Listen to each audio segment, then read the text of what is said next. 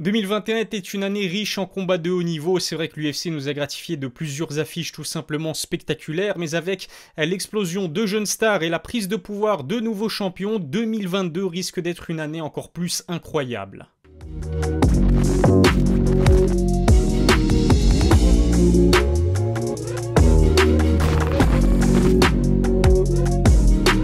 Salut à tous, c'est Elias, on se retrouve aujourd'hui pour une nouvelle vidéo. Ces 5 combats risquent de battre plusieurs records en 2022. Je vais vous donner aujourd'hui mon top 5 des affiches qui pourraient marquer l'histoire de l'UFC, aussi bien sportivement que financièrement bien évidemment. Je me base donc sur plusieurs critères pour établir mon classement, la qualité de l'affiche, la popularité des protagonistes et aussi leur capacité à vendre des pay-per-view et à remplir des arènes. Avant de commencer, abonnez-vous à ma chaîne YouTube, lâchez un petit pouce bleu et comme d'habitude, vous êtes également invité à me donner votre propre top 5 en commentaire. J'en profite pour vous souhaiter une excellente année 2022, j'espère que 2021 vous aura apporté son lot de succès et de joie. C'est vrai qu'on commence en tout cas très bien l'année puisque le 22 janvier aura lieu le fameux combat entre Francis Ngannou et Cyril Gane. En attendant, je vais vous donner donc mon top 5 des combats qui doivent absolument se faire cette année.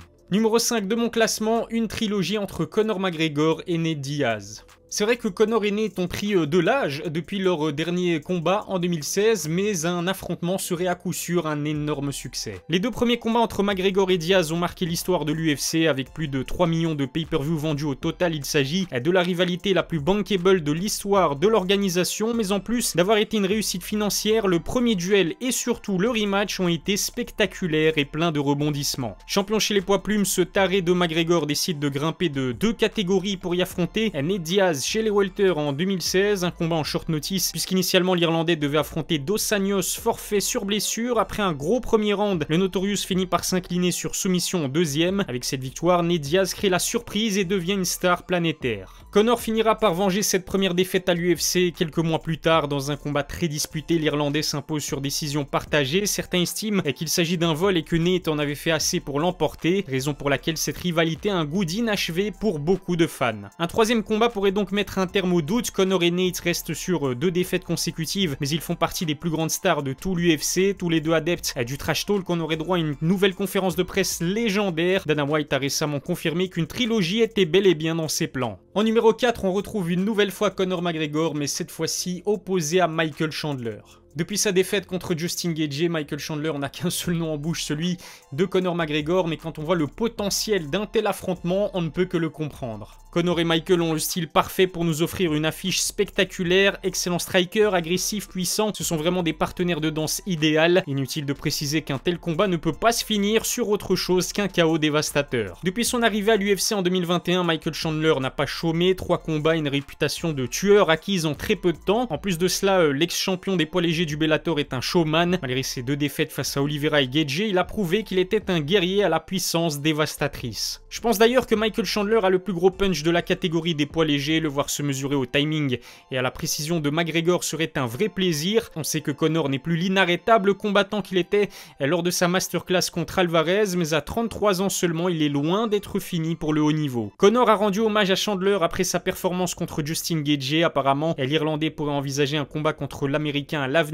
Une chose est sûre, si une telle affiche venait à être officialisée, il s'agirait du plus gros chèque jamais encaissé par Michael. Une récompense bien méritée après avoir participé à autant de guerres dans un octogone. Numéro 3 de mon classement, Colby Covington face à son ex-meilleur ami devenu ennemi, Jorge Masvidal. On sait que l'UFC raffole de ce genre d'histoire et à l'heure actuelle, aucun autre combat n'a un tel potentiel de bad blood. A la base, Covington et Masvidal sont de grands amis, tous les deux issus de l'American Top Team. Ils se connaissent depuis longtemps, plus que de simples coéquipiers. On les a vus partager de bons moments ensemble. Il fut une époque où ces deux-là étaient vraiment inséparables. Tout s'est détérioré quand Colby a décidé de créer son fameux personnage, poussé vers la sortie par l'UFC malgré de bonnes performances. Covington est devenu détestable. Trash talk sans aucune limite, comportement déplacé, le discret Covington a laissé place à une toute autre personnalité. Si l'on en croit Masvidal, Colby s'est même permis de manquer de respect à ses propres coachs. Détesté par toute l'américaine Top Team, Colby a été obligé de quitter la salle d'après ce qu'il dit. Dustin Poirier et donc Jorge Masvidal perturbaient volontairement ses entraînements en criant de toute leur force. Pendant ce temps-là, la cote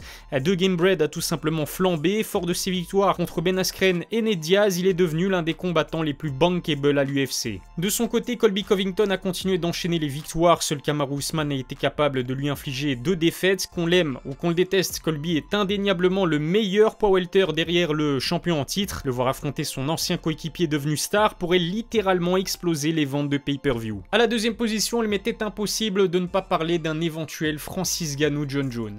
J'ai vraiment le sentiment que sur le papier en tout cas, eh bien c'est le meilleur combat possible à organiser dans l'histoire de la catégorie des heavyweight à l'UFC. Francis et John veulent s'affronter depuis un petit temps maintenant. Début 2020, les deux combattants se sont même envoyés des pics sur les réseaux sociaux. Les fans en étaient persuadés, un choc entre ces monstres était inévitable. Malheureusement, on n'y a pas encore eu droit. Les deux hommes étaient très chauds à l'idée d'organiser un tel combat, mais pas à n'importe quel prix. Pour une montée chez les heavyweight et un méga fight contre le prédateur, John Jones a réclamé un pactole à l'UFC, plusieurs millions de dollars. Voilà la demande complètement folle faite par Bones à Dana White. Ces exigences salariales ont évidemment été refusées par l'organisation. Après la victoire de Francis Ngannou contre Stipe, Dana White a été interrogé sur les possibilités de voir John Jones challenger le Camerounais pour le titre chez les lourds. Le président de l'UFC a alors sorti une punchline dont lui seul a le secret. Pour Dana, c'est clair, Bones a en fait peur d'affronter un combattant aussi puissant que Francis. Quand on connaît l'esprit de compétition de John, inutile de dire que cela a dû titiller son ego. Entre-temps, John Jones